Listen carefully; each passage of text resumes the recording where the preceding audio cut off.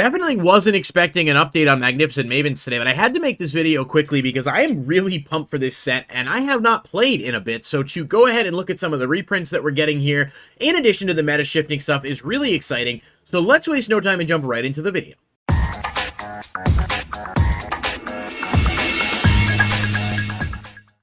Alright, what's going on, everybody? Welcome back to the channel, and thanks so much for checking out the content. If you do enjoy what you see, please hit the like button and subscribe to the channel. Click the bell icon to stay notified for all future updates. And yeah, so if you missed the intro for some reason, even though it was like 4 seconds long, Magnificent Mavens leak started up today as some YouTubers actually got copies from Konami to open. I basically saw primarily from MST.TV and Ruggles, so this is where the screenshots came from, but anyone else that, of course, may have uploaded, certainly appropriate credit where it is due. But this set is one that I have actually been pretty optimistic about. It is the holiday set for this year, replacing what looks like Maximum Gold, and of course, people have been up and down about it because, you know, it's got some archetypes that are definitely popular. The Sky Striker, Witchcrafter. It does come with sleeves, which is an interesting addition.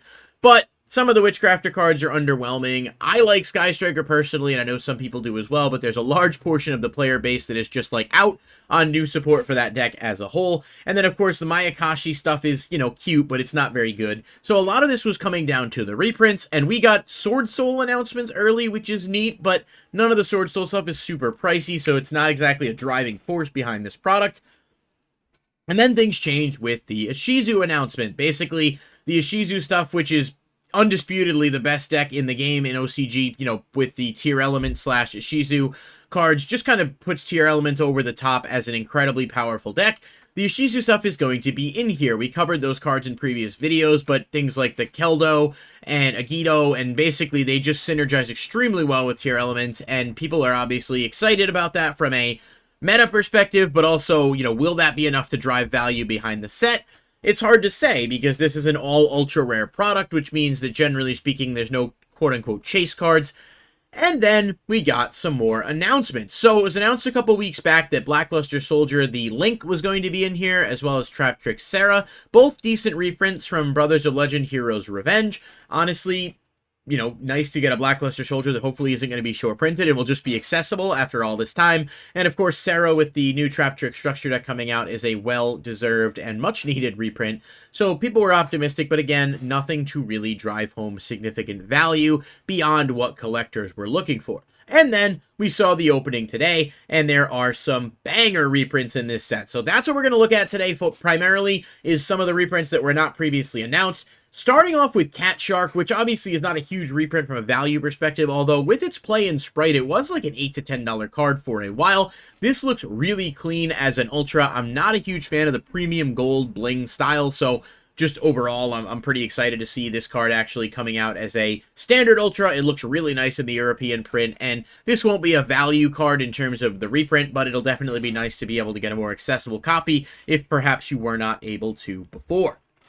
Millenniumized Restrict is a huge one. This card was sitting at around $50 prior to the reprint and has been, you know, in and out of formats, but overall is extremely scarce. It was only in Legendary Duelist Ancient Millennium, and then it was reprinted in the Legendary Duelist Special Edition pack, if you will, but only as a secret rare promo, so both copies skyrocketed. It's been a while since this has been accessible, and I do think this is a card that, you know, will come in and out of relevance. Seeing this get a reprint as an additional card, also with its, you know, historical ties to the original series, is a great value add for the set, and one that I'm definitely pumped about.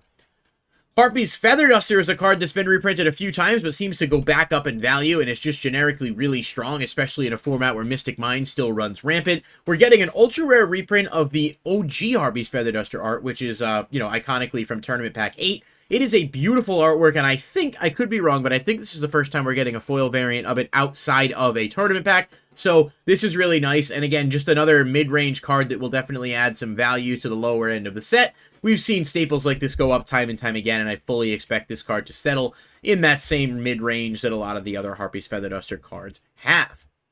totally awesome. It's another huge reprint. It has dipped a bit in value since the, Ronin Totem hit, but it's still extremely good. Sprite can make it pretty easily, and this card was a $25 rare out of Maximum Gold. Some people thought it was going to get banned. They went in a different direction, but I'm happy to see it getting reprinted. Certainly the decks that can still make it and utilize it, whether that's with Bahamut Shark or Sprite or other things, are going to be happy to see a easy, accessible reprint, and it does get its first ultra rare printing, so if you wanted a foil but couldn't shell out the money for the secret rare, you now have this alternative. Toad is definitely one I did not expect to be in here because there was nothing indicating frog or water support at all, but it does sometimes in those holiday sets they do throw in just a couple of one-offs that need reprints, and I'm really glad to see Toad in here because it's just another value add that isn't one of the new archetypes but is a really good generic reprint. Evenly Matched is another one that is huge. Admittedly, I didn't even realize this card was like $40 until recently. It's been reprinted a couple times. It was in Ghost from the Past. It was in Dual Power. You definitely had times to pick this up cheap. And then it just went back up as it started to see more play and just become less accessible as those products rotated out. It's honestly a really, really good reprint and another generically strong card that should boost the value of this product. I mean, they're just hitting hit after hit after hit with these good, solid reprints for playable cards that people want, in addition to new stuff, which is going to appeal to all kinds of players. It is a brilliant way to move this product, in my opinion, but Evenly Matched is another really good reprint.